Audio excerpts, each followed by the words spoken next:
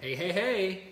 Atma Namaste, guys. Christian all along, life enhancement consultant, giving you a big, beautiful shout out on this Friday evening. Look, Mom, no hands. It's interesting. I remember one of the master pranic healers saying at a retreat several years ago that as you do energy healing with your hands and you help, hey, Monica, Atma Namaste, as you help people alleviate their pain, their sorrow, and suffering, using energy healing, using spirituality, over time, pretty much the first time you do it, you could even say that your hands become holy. Your hands become holy because they're now trained, they're consecrated, they're blessed, they're connected to the divine to help alleviate the sorrow and suffering of other people. So I remember her saying, your hands are holy.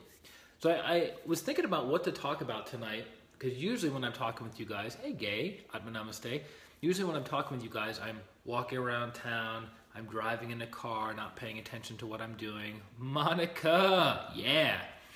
But now I'm in my new place.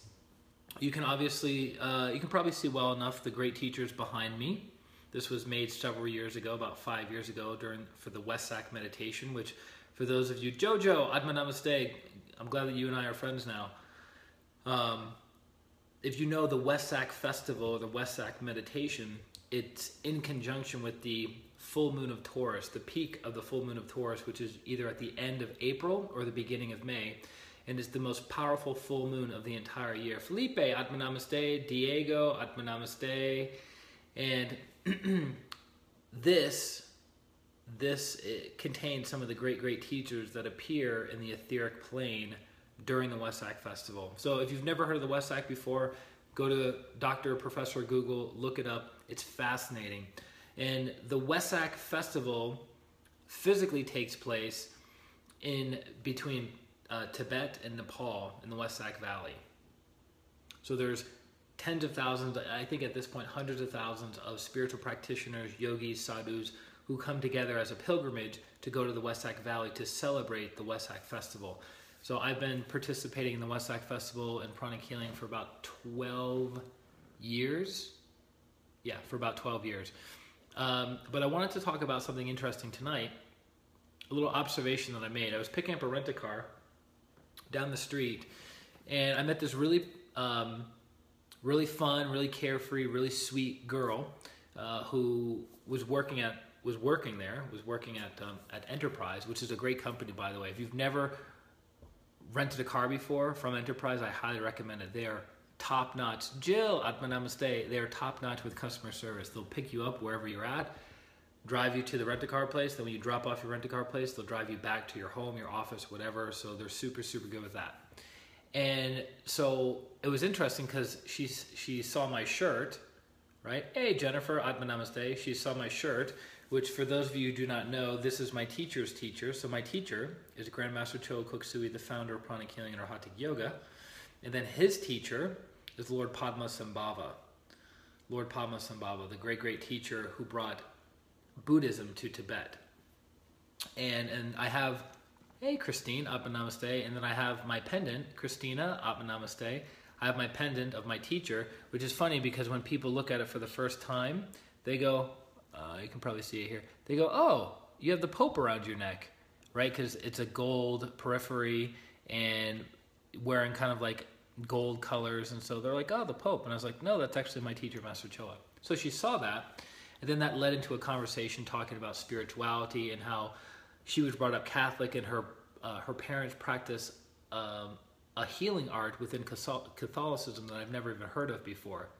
And when we went outside to do the walk around the car to find out if there were any dings or bangs or scratches or whatever, she was telling me how she was impressed that I've been doing what I've been doing for so long. So I've been a professional energy healer for 13 years, not because I'm this highly developed, highly evolved soul per se, but pranic healing and Arhatic Yoga, the two systems that my teacher, Grandmaster Choa Koksui, developed, when I was first introduced to them, it resonated. Hey, Judy, Atma Namaste. I hope your physical body is super healthy on all levels without exception.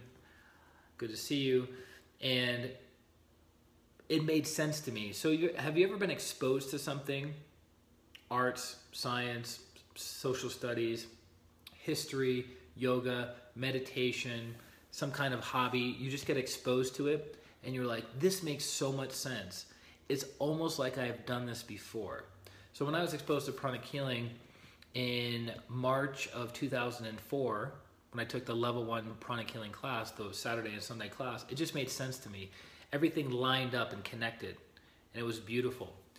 And I've just been doing it ever since because it seems like the right thing to do. It's one of the masters in pranic healing says, I had like the opposite of the Midas touch. Everything I touched failed except pranic healing. When I dedicated my time and energy to pranic healing, I was able to become very, very successful at it, spiritually, personally, financially, which is wonderful, to alleviate the pain, the sorrow, and suffering of people around the world and be able to do it as a living.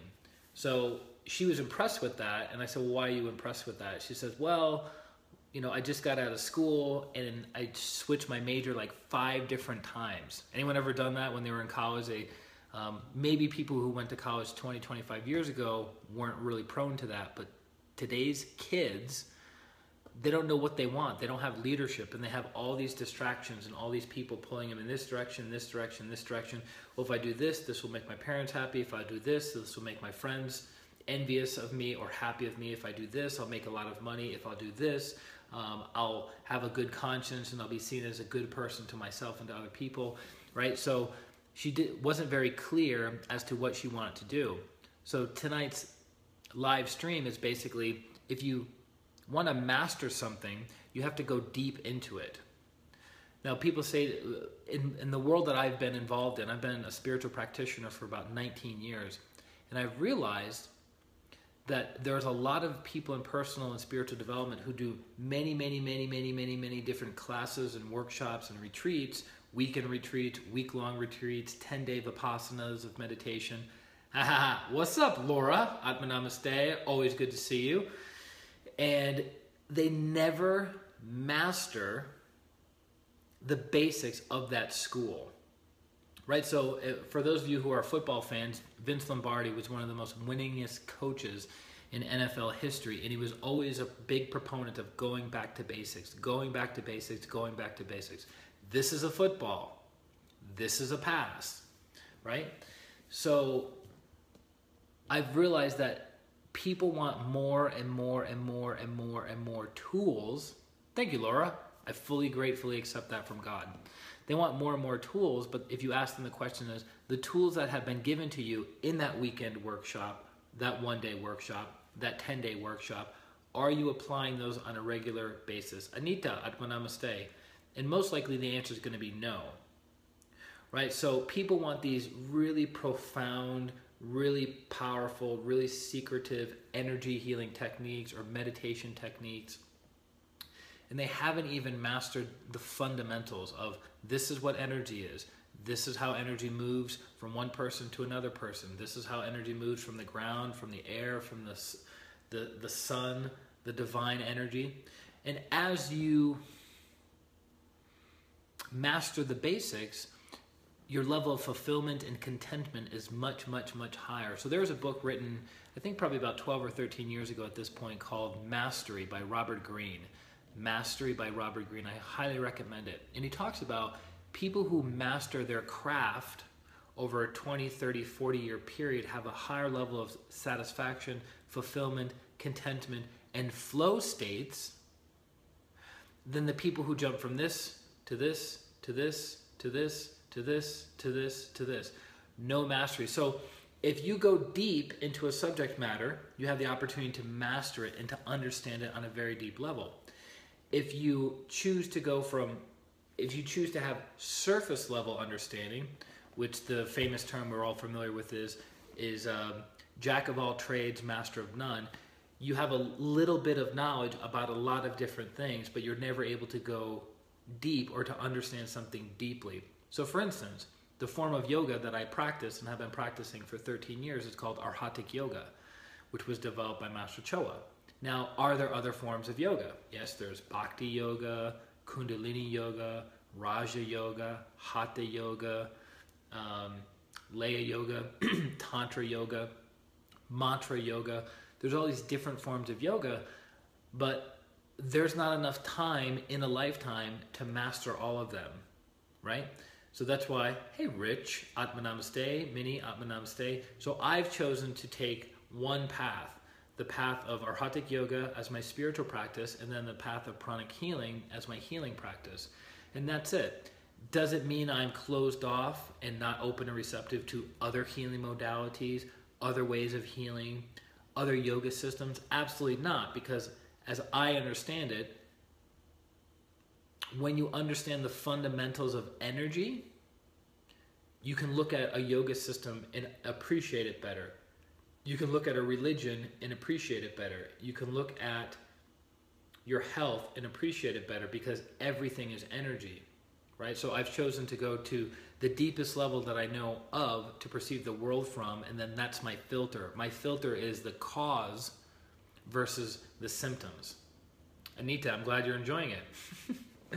So that's my encouragement to you, is if you want to master something, if you want to have a richness, a depth of understanding, greater fulfillment, greater happiness, greater competency and confidence in your field, I would recommend sticking with it for a prolonged period of time.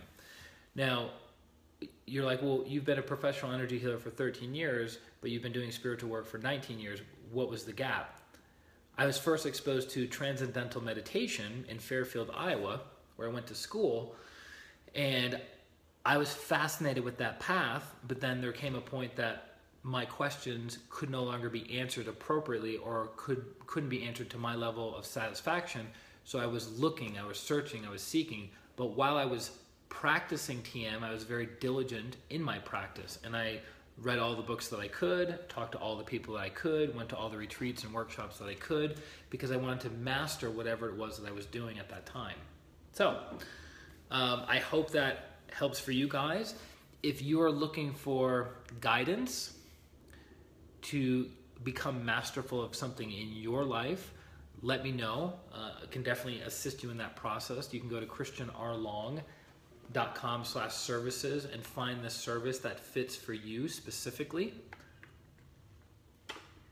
And I absolutely can assist you in that process, whether it's physical healing, emotional healing, relationship healing, financial healing, or just getting clarity in your purpose, removing some of the veils, some of the blind spots that are keeping you from going from where you are to where you want to be.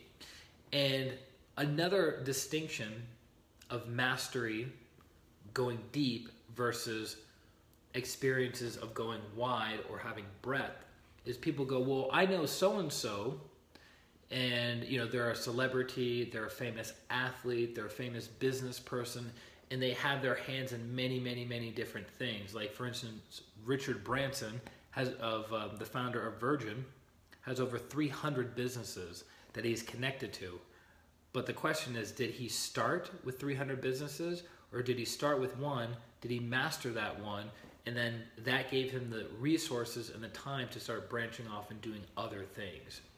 So, I think another big reason as to why I came up with this talk tonight is I'm watching some TED Talks, and it's been months and months and months and months. I need to sign up. What's your new package? Okay, so Laura's asking about my new package, so I'll do a little side promo. I guess that would make sense. So for those of you who are looking to transform your lives from the inside out, it took me 10 years to develop this package, and I've made some very, very big revisions and refinements of this package over the past 6 months. And it's called the Inner Transformation Package. It's a 10-week program where for 10 weeks, we do 10 healings with 10 homework assignments in between each of those healings for physical, emotional, relationship, financial, and spiritual growth and development. And everybody's experience is going to be different, because your blind spots are different than other people's blind spots. Your lack of awareness is different than other people's lack of awareness. And your awareness is also different than other people's awareness. So each program is very much catered and customized to the individual. Okay? And that's my premier package. And it's transformational. And the analogy I like to give somebody about this package is, How many people have known somebody in their life